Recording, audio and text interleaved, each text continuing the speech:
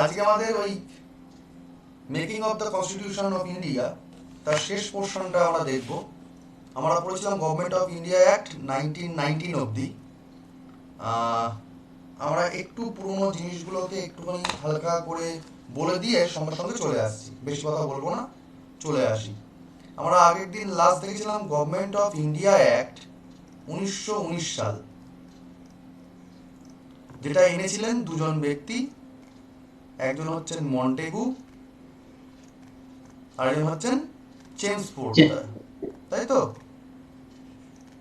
Chelmsford, এই জন্য একে বলা হয় মন্টেগু চেমসফোর্ড রিফর্ম, সংস্কার আইন বলা হয়। এই আইনে কি করা হয়েছিল? এই আইনে করা হয়েছিল যেগুলো, সেটা হচ্ছে ওই রাজ্য এবং কেন্দ্র ভাগ করেছে। হ্যাঁ, মানে লেজিসলেচার যে লিস্ট ছিল সেই লিস্টটাকে সেপারেট করে দেওয়া হয়েছিল। একটা করা হয়েছিল ফেডারাল আর একটা করা হয়েছিল প্রভিন্সিয়াল, দুটো পার্টে ভাগ করে দেওয়া হয়েছিল, ঠিক আছে? আবার এই প্রভিন্সিয়াল যে লিস্ট তাকে আবার দুটো পার্টে ভাগ করে দেওয়া হয়েছিল। একটা হচ্ছে রিজার্ভ লিস্ট, যেটা একদম ডাইরেক্ট ভাইসরয় করতে পারবে, আর একটা হচ্ছে ট্রান্সফার লিস্ট। দুটো পার্টে ভাগ করে দেওয়া হয়েছিল। ডায়ারকি সিস্টেম এসেছিল।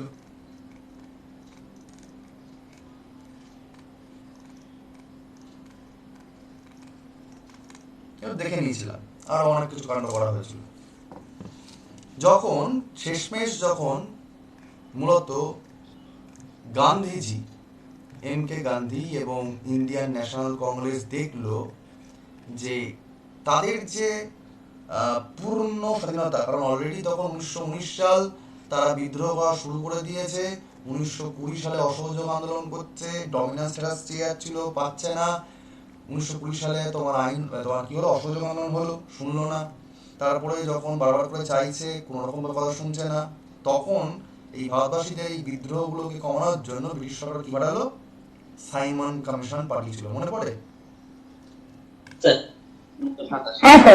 সাইমন কমিশন তারা পাঠিয়েছিল। কত সালে পাঠিয়েছিল? 1927 সালে পাঠিয়েছিল। কিন্তু এখানে কোনো ভারতবাসী ছিল না স্যার, তার জন্য আন্দোলন করেছে। পুরোটাই হচ্ছে নো ইন্ডিয়ান একটা গ্রুপ ছিল, তাই না? তাই জন্য কি হলো, যখন নো ইন্ডিয়ান গ্রুপ হলো তখন এটাকে বয়কট ডাকা হয়েছিল না? বয়কট ডাকা হয়েছিল, সাইমনকে সমর্থন করা হয় না।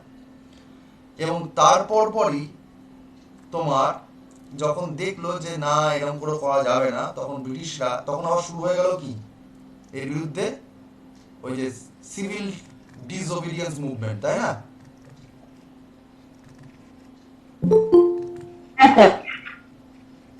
সিভিল ডিসওবিডিয়েন্ট মুভমেন্ট শুরু হয়ে গেছিল সাইমনের বিরুদ্ধে গিয়ে।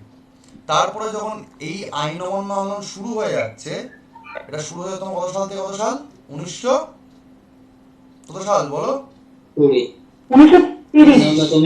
30 থেকে 31 থেকে 32 একটা পার্ট হয়েছিল। পরবর্তীকালে আবার 32 থেকে 33 থেকে 34 মূলত আইন আন্দোলন শুরু হয়েছিল 30 থেকে 34 অব্দি, টানা 4 বছর চলেছিল। বাট এই যে পার্টটা 32, এটা হচ্ছে ফার্স্ট পার্ট, এটা হচ্ছে সেকেন্ড পার্ট, তোমাদের পড়াবো সব হিস্ট্রি পোর্শনে, দেখতে হবে।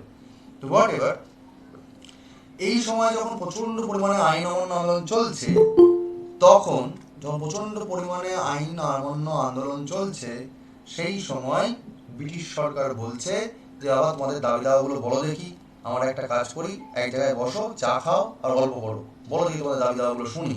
অর্থাৎ কি হচ্ছিল, তখন ডাক দিল ব্রিটিশ সরকার, রাউন্ড টেবিল কনফারেন্সের জন্য ডাক দিল। তো পরপর 3বার ডাক দিল, 1930, 1931, 1932 সাল, পরপর 3বার ডাক দিল। শুধু 1931 সালে কংগ্রেস যোগ দিয়েছিল, মানে গান্ধীজি যোগ দিচ্ছেন, কিন্তু প্রথমবার আর শেষবার যোগ দেননি, কারণ কোনো রকম ভাবেই ব্রিটিশ সরকার কিছুতেই তারা ডমিনেন্স স্ট্যাটাস দিয়ে রাজি হচ্ছিল না। কিন্তু তারা পরিষ্কার বুঝতে পারছিল যে এদের যে ডমিনেন্স স্ট্যাটাসের যে ফিচার্সগুলো যদি না দেওয়া যায়, তাহলে এরা কোনো রকম ভাবেই থামবে না। সেই জন্য রাউন্ড টেবিল বৈঠক থেকে শিক্ষা পেয়ে এই ব্রিটিশ সরকার কি আনলো, একটা শ্বেতপত্র আনলো, হোয়াইট পেপার আনলো। এই হোয়াইট পেপারটা কিসের জন্য আনছে, যে ভারতের যে সংবিধান, ভারতকে চালানো যেটা হচ্ছে, যে আইন দিয়ে ভারতের যে চালানো হচ্ছে, সেই কনস্টিটিউশনাল সাংবিধানিক প্রতিবিধান দরকার। ভারত পরিচালনা করার জন্য একটা সাংবিধানিক প্রতিবিধান দরকার, তাই জন্য তারা একটা শ্বেতপত্র আনলো। এবং সেই শ্বেতপত্রটাই পরবর্তীকালে আইনে রূপান্তরিত হয়ে গেল। কোন আইন? Government of India act 1935। এবং এটাই আজকে আমাদের মেন টপিক, যেটা থেকে শুরু করব, তাই তো? Hello sir. চল, একটা জিনিস খেয়াল করে দেখো, সরকার এখানে পরিষ্কার হয়ে গেম খেলছে। কারণ তখন কিন্তু যেমন কংগ্রেস এবং গান্ধীজি বলছে যে আমাদের ডমিনেশন দরকার, তখন কিন্তু আবার মুসলিম লীগ পাশাপাশি কি বলছে, আমাদের পৃথক রাষ্ট্র দরকার, আমাদের আলাদা করে সিট দরকার, না 14 দফা দাবি চাই আমাদের, এসব কথা বলছিল না? তো সেই সময় এই রাউন্ড টেবিল বৈঠকের সময় 1930 সালে, তোমাদের মনে আছে, রামসে ম্যাকডোনাল্ড তিনি একটা কাজ করেছিলেন, সেই সাম্প্রদায়িক তাই না, সাম্প্রদায়িক নীতি করেছিলেন তিনি, তাই না, রুয়েদাত বলা হয়। এই সব যখন কাণ্ড চলছে, তো সেই সময় 1935 সালের 5ই ফেব্রুয়ারি, এইসব তারিখ তোমাদের পরীক্ষায় লাগবে না, সেটা ব্রিটিশ পার্লামেন্টে ওই বিলটা পাস হয়ে যায় এবং আইন হয়ে যায়, যে 1935 সালের গভর্নমেন্ট অফ ইন্ডিয়া অ্যাক্ট। এইসব তোমাদের লাগবে না, এতখানি ইতিহাস তোমাদের লাগবে না। যাই হোক, এই আইন দ্বারা মেনলি কি কি কাণ্ড করা হয়েছিল সেটা তো পরীক্ষায় লাগবে। সেই জিনিসগুলো কি, সেই জিনিসগুলো একটু দেখে নিই। প্রথম কথা হচ্ছে, এই আইন দ্বারা যে কাজগুলো করা হলো, যদি আমরা ইন শর্ট বলার চেষ্টা করি, এই ভারতবর্ষ অনেকগুলো জায়গাতে, কোথাও প্রিন্সলি স্টেট, কোথাও মানে তোমার কি হচ্ছে প্রভিন্স রয়েছে, বোম্বে, মাদ্রাস, বেঙ্গল, পাঞ্জাব, বিভিন্ন রকম প্রভিন্স আসছে, সবটা মিলিয়ে এটা যে এক ভারত, সেটা তো করতে হবে, একটাই রাষ্ট্র, সেটা তো করতে হবে। তাই এই আইন দ্বারা কি করা হলো, একটা অল ইন্ডিয়া ফেডারেশন করা হলো। কি করা হলো? All India federation, all India federation করা হলো। এই অল ইন্ডিয়া ফেডারেশনে আসলে স্যার কি থাকবে? স্যার দুটো জিনিস থাকবে, একটা হচ্ছে প্রভিন্সেস, আর একটা কি থাকবে? Princely states. প্রিন্সলি স্টেটস, এই দুখানা জিনিস থাকবে অল ইন্ডিয়া ফেডারেশনে। যেমন আজকে আমাদের ইউনিয়ন টেরিটরি এবং রাজ্য রয়েছে, আমরা পড়াশোনা করি সংবিধানের জন্য, তেমন তখনও কি করা হলো, প্রভিন্সেস এবং প্রিন্সলি স্টেটস থাকবে। এছাড়া এই কেন্দ্র এবং রাজ্যগুলো রয়েছে, তাদের জন্য আলাদা আলাদা করে লিস্ট করতে হবে। এই জন্য করা হলো কি, ফেডারেল লিস্ট আনা হলো,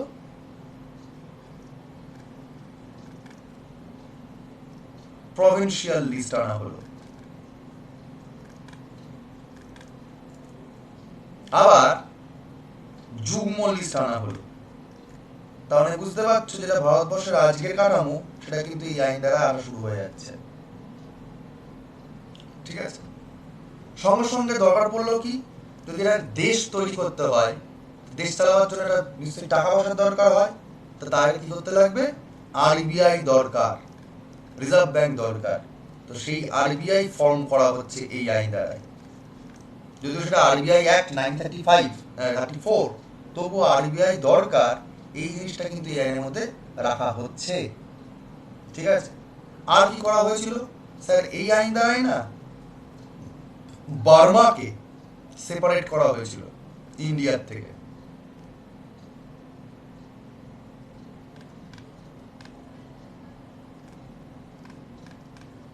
ফ্রম ইন্ডিয়া,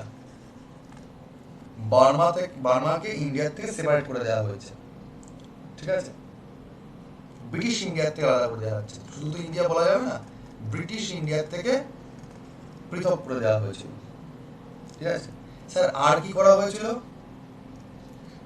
স্যার এখান থেকে করা হয়েছিল সিন্ধ সিন্ধ আর উড়িষ্যা দুটো আলাদা আলাদা স্টেট করা হয়েছিল এই আইন দ্বারা। মানে তখনও কিন্তু পাঞ্জাবের মধ্যে সিন্ধ ছিল, বা ওই যে নর্থ ওয়েস্ট ফ্রন্টিয়ার যে প্রভিন্স, সেখানে সিন্ধকে কিন্তু তখন মার্চ করা ছিল, সিন্ধকে একটা আলাদা প্রভিন্স করা হলো, আর বাংলা প্রভিন্স থেকে উড়িষ্যাকে আলাদা স্টেট করে দেওয়া হলো। ঠিক আছে, এইসব কাণ্ড করা হচ্ছিল।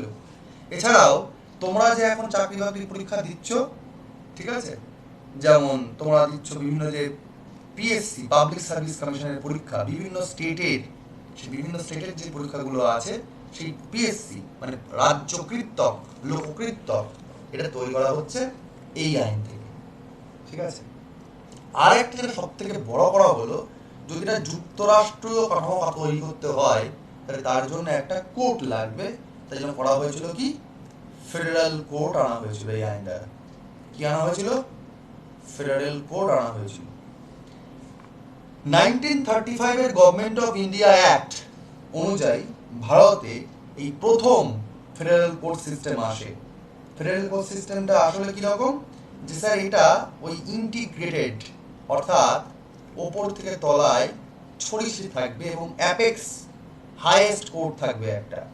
ঠিক আছে, এবং এই আইন অনুযায়ী ফেডারেল কোর্ট ভারতবর্ষে আসছে 1937-এ। ফেডারেল কোর্ট আসছে ভারতবর্ষে 1937-এ। অর্থাৎ তোমরা জানো মূলত তখন 3টে কোর্ট ছিল পরিবেশের জন্য, একটা Bombay high court, Madras high court, Kolkata high court. এই 3টেকে কানেক্ট করার জন্য অ্যাপেক্স কোর্ট একটা আনা হচ্ছে, তার নাম হচ্ছিল কি, ফেডারেল কোর্টটাকেই তখন আগে পরবর্তীকালে কি বলা হয়েছিল, পরবর্তীকালে আমরা এখন বলি কি, সুপ্রিম কোর্ট বলি। তাহলে সুপ্রিম কোর্টের আগের নাম কি, ফেডারেল কোর্ট। সেটা কবে করা হয়েছিল? 1937-এ। কোন আইনের দ্বারা?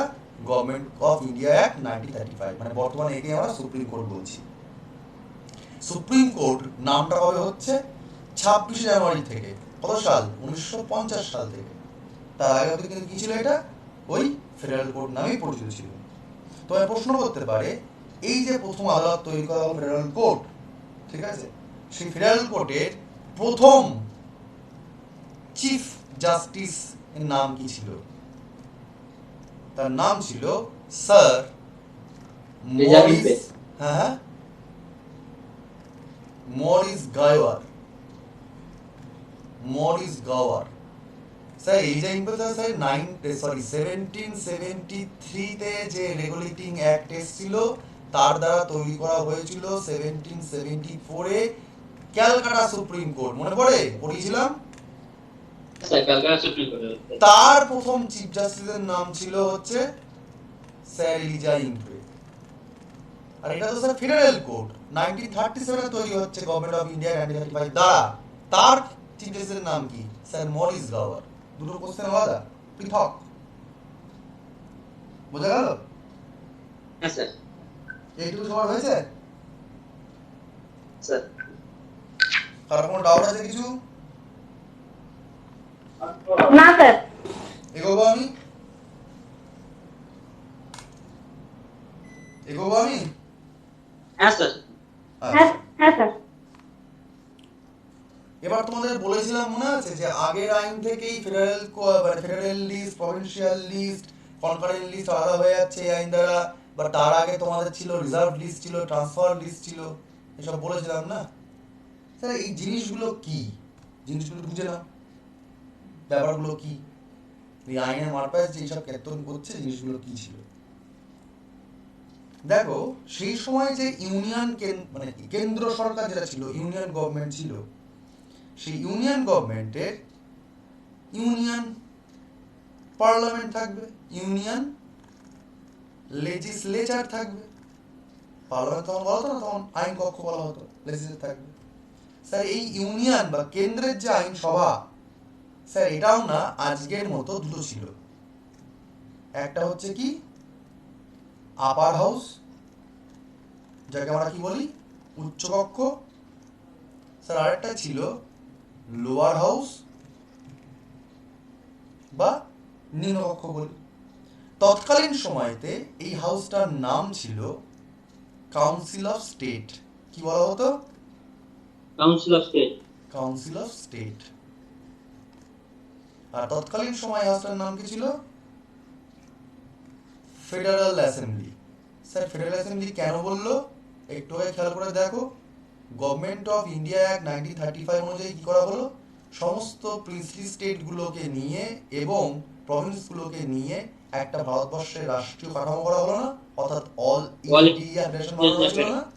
তাই জন্য এটার থেকে যারা যারা মেম্বাররা যাবে, মানে আজকের লোকসভার মতো করে, তারা কি হবে, ফেডারেল ভাবে যুক্ত হয়ে বসবে, তাই ফেডারেল অ্যাসেম্বলি বলা হলো। বোঝা গেল? আরেকবার বলুন এই জায়গাটা।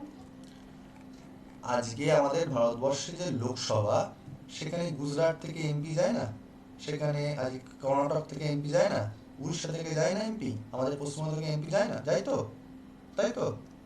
ঠিক হ্যাঁ, স্যার। ওই লোকসভা আর রাজ্যসভা যেমন যেমন হয় তেমন তেমন তখনকার দিনেও দুটো ছিল। তখনকার দিনে রাজ্যসভা তাকে বলা হয় আপার হাউস, যেটা বর্তমানে, তখন তাকে বলা হতো কাউন্সিল অফ স্টেট। আর যেটা বর্তমানে লোকসভা বলি, তখনকার দিনে তখন নাম ছিল ফেডারেল অ্যাসেম্বলি। বোঝা গেল? হ্যাঁ স্যার, ঠিক আছে। আচ্ছা, এইবার সিট সংখ্যা বা ব্যাপার স্যাপারগুলো কেমন ছিল। এখানকার মোট মেম্বারের সংখ্যা ছিল 260 জন। এগুলো কি আমি বলেছি? এগুলো কি- স্যার থেকে 260 জন ছিল, 375 জন ছিল। না, ওটা তো আগের আইন অনুযায়ী। এই আইন অনুযায়ী কি করা হলো, গভর্নমেন্ট অফ ইন্ডিয়া 1935 অনুযায়ী কি করা হলো সেটা বলছি আর কি। এটা কেন্দ্রের ক্ষেত্রে বলছি আমি। তাহলে এখানে 260 জন করা হলো উচ্চকক্ষে, আর লোয়ার হাউসে করে দেওয়া হলো 375 জনকে। যার মধ্যে মনে রাখবে যে স্যার এর মধ্যে কীর্তন করলো। কীর্তনটা কি বললো যে, কি বলবো, 156 জন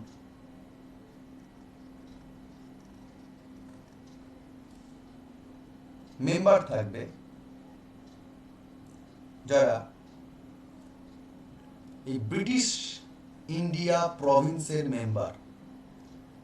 কারণ কি, একটু খেয়াল করে দেখো, তখন তো ব্রিটিশ ইন্ডিয়া, তাহলে এখানে বাংলা আছে, বোম্বে আছে, মাদ্রাস রয়েছে, বিভিন্ন প্রভিন্স রয়েছে। সেই প্রভিন্স হচ্ছে রাজ্য আর কি। তাহলে সেই যে ভারতবর্ষের যে রাজ্যগুলো, সেখান থেকে 56 জন মেম্বার থাকবে। তখন ভারতবর্ষ বলতে ব্রিটিশ ইন্ডিয়া, তাই ব্রিটিশ ইন্ডিয়া প্রভিন্স থেকে 156 জন থাকবে। যার মধ্যে 150 জন হবে ইলেক্টেড মেম্বার, মানে মানুষজন ভোট দিয়ে পাঠাবে। আর স্যার 6 জন পাঠাবে কে, 6 জন হবে গভর্নর জেনারেলের নমিনেটেড। ও আরেকটা জিনিস বলিনি, যেটা তোমার এই যখনই অল ইন্ডিয়া ফেডারেশন চলে আসছে না, 1935 এর অ্যাক্ট অনুযায়ী ভাইসরয় পোস্টার নাম আবার কনভার্ট হয়ে যাচ্ছে কি, গভর্নর জেনারেল অফ ইন্ডিয়া হয়ে যাচ্ছে। বোঝা গেল? এই আইন দ্বারাই ভাইসরয় পোস্টার নাম আবার পাল্টে হয়ে গেল কি, গভর্নর জেনারেল অফ ইন্ডিয়া।